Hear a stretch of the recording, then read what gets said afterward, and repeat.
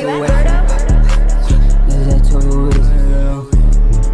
I made this shit look too easy. Today we're going to be reacting to White People Adopting Me Saved My Life. This video caught my attention because we recently on the channel just reacted to a situation where a UFC fighter went and adopted 2 black kids, but he is white. And then it sparked the conversation of, should white people be able to adopt black children? And I gave you guys my opinion on that video. Y'all should go check it out. But ultimately I said, I don't think it matters. I think when it comes to a child that does not have any parent figures in their life that is in an adoption center, I feel like what's the more important conversation is the fact that they now have a family that gives them an opportunity to have a family unit.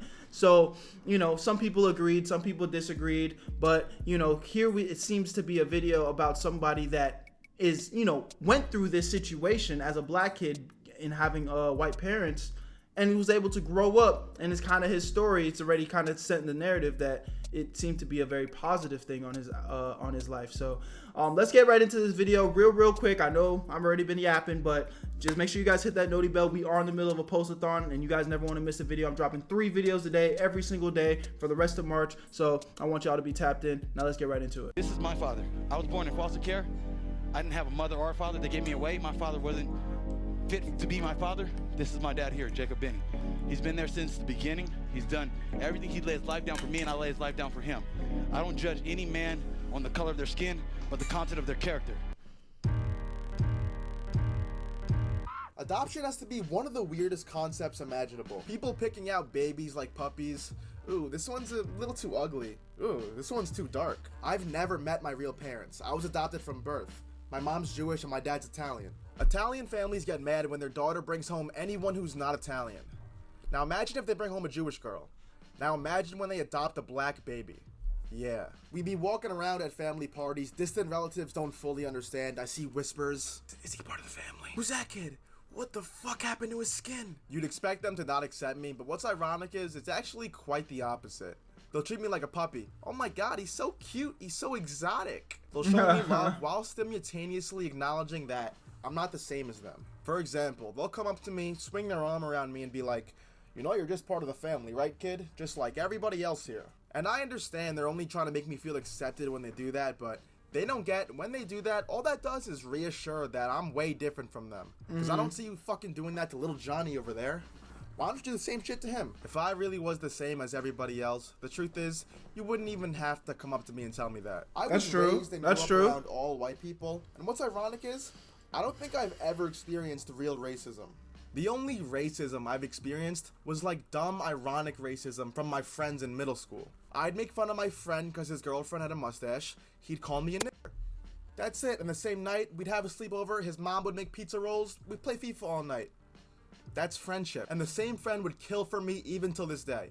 That's how I made my friends growing up. So when people talk about, oh, all this racism, I just can't relate. All the experiences I've had with white people have been positive. The most racism I've actually experienced in my life was from my own race. Black people telling me, oh, you're not black enough.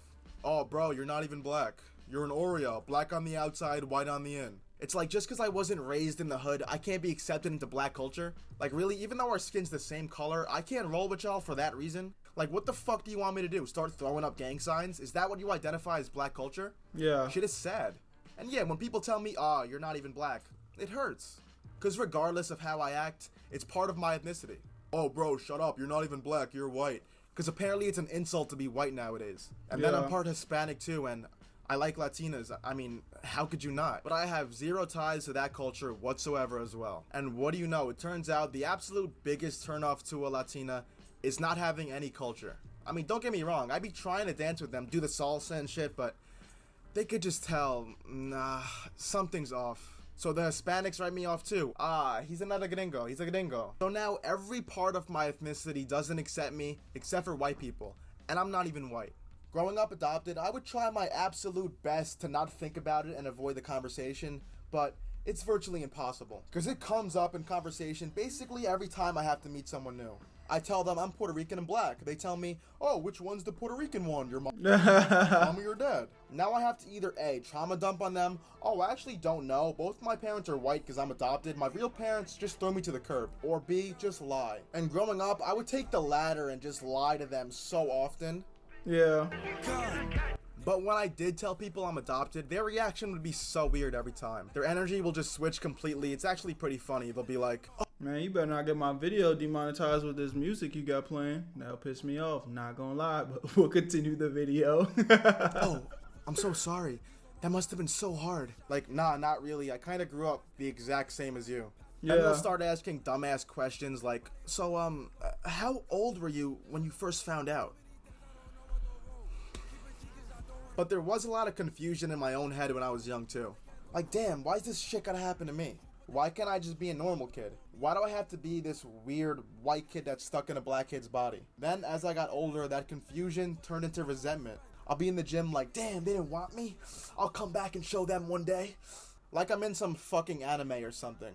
I just couldn't quite wrap my head around the fact that you can have a child somewhere, your own genetics, and just not give a fuck at all. They say blood's thicker than water. Well, what happens when you don't have any blood? What happens when you've never met your real parents? And don't get me wrong, I'm aware my adopted parents love me more than anything in the world and would do anything for me. But finding my real parents for me was just like a missing piece of my puzzle. So I would go on Google, try and look them up by their name. Really? And see how they look like. Nothing. I got ghosted by my own parents like a goth girl. So then when I was younger, I was like, damn, if my own parents want nothing to do with me, then why the fuck would anybody else? It's a bad way of thinking, but when I was younger, that's the way that I thought. And I know, bro, they were just trying to give you a better life. I understand that, but it's just like, I would just like to have a conversation with them. That's it. And the fact that it seemed like they just forgot about me and moved on with their lives, it kind of hurt. And it's easy for me to just sit here all day and pity myself about the situation, but the truth is, I have no right to be anything other than grateful. Because Yeah. I shouldn't even be alive right now. And that trips me out even till this day. Because my mom had me when she was 14 years old. What were you doing at 14? Playing Minecraft all night? Jerking off for the first time? It's rare for a 14-year-old to get pregnant, and when they do, they just get abortions. So what are the odds that I wasn't just scooped out with a coat hanger or just thrown into foster care like what happens to most of the kids? And I was actually adopted by a family that loves me. The truth is, most kids in my position don't get nearly as lucky as me. They become abortions or thrown into foster care to rot away. I got given this opportunity that I really shouldn't even have, and now I can't fuck it up. Now I have to do something worthwhile with my time that I'm here. And not even for me, fuck that, but for everybody else that gave me a second chance at life. For my parents that adopted me, and for my parents that gave me up for adoption. That's who I owe it to, them. And when I was younger, that's something that I just couldn't wrap my head around.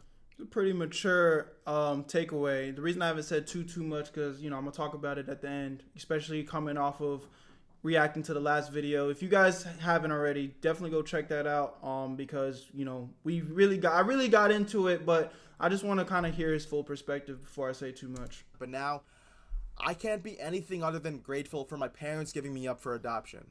And as I grow older, I see that statement, blood's thicker than water, doesn't mean shit. I've talked to someone. It doesn't. The blood is thicker than water thing does not mean shit. The only thing I will say is at the end of the day, family is family. And the only thing blood will guarantee you from me is the love, where it's like, okay, you are my family and I love you. But understand that love will never be enough.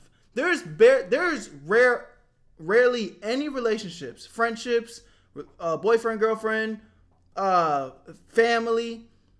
If love was the only thing that were to keep some shit together, I promise you, everyone would be fucked up. Love, it means nothing. Love is like a fleeting emotion. You know what I'm saying? But it's loyalty and respect, bro. Loyalty and respect. And love it kind of like the glue that kind of sticks it together. But sometimes you got to reapply it because the shit starts to kind of widen. So what really keeps you there? Respect, responsibilities. There's so much more. The list can go on forever. But love is like, I love you today, hate you tomorrow.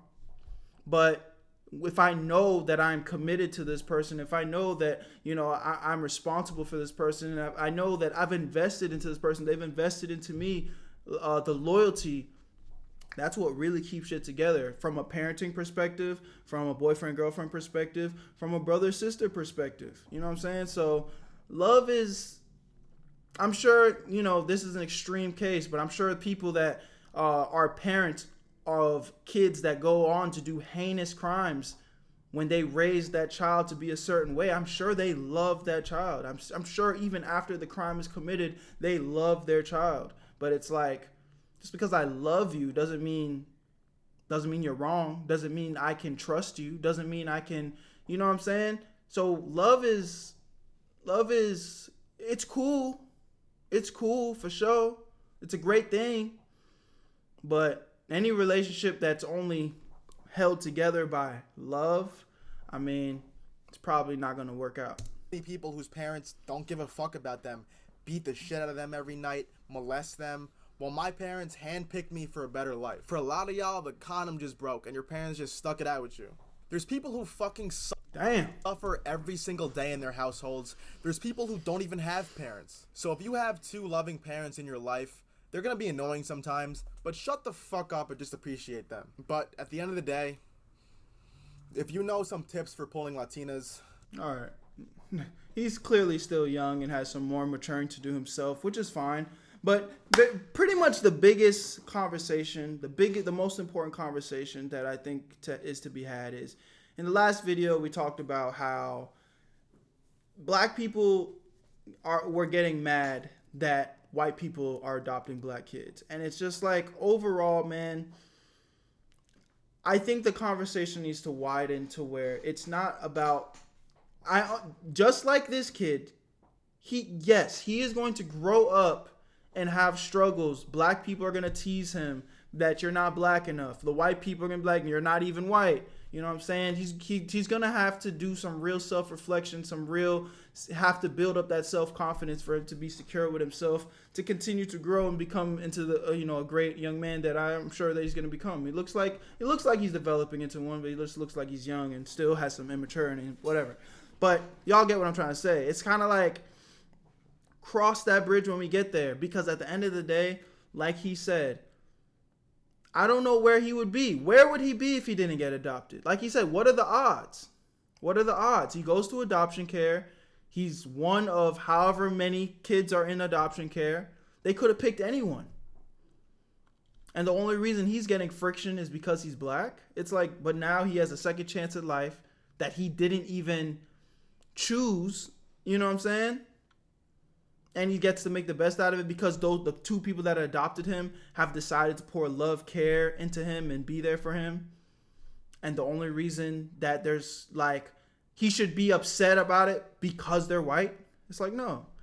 He's going to be grateful. He's going to be appreciative. And hopefully, again, like I said, he's going to continue to grow and prosper in life because of that opportunity. So, I get why some people are upset, because they just they're micro, it's like they're micromanaging the fact that he's going to have to deal with insecurities as he gets older, as he's expressed. Look, he said he's going through it. He said he's feeling it. He says there's something that has affected him. But compare the situation he was in, bro. You rather him deal with a little bit of insecurity that every fucking kid has to deal with in some way, shape, or form, just not the same? Or him just be by himself and never have the opportunity to know what having loving parents feels like? Ask yourself that question before you start bitching and complaining, man. But y'all let me know what you guys think in the comment section. Again, like I said, go check out that other one if you guys want to. I just posted it yesterday. It's something called Black People Adopting Kids. You'll find it. It's not easy to, it's not hard to find. I'll even try to link it in the description. But I'll see you guys in the next one. My name's Berto. Let me know what you guys think. Where you at, Berto?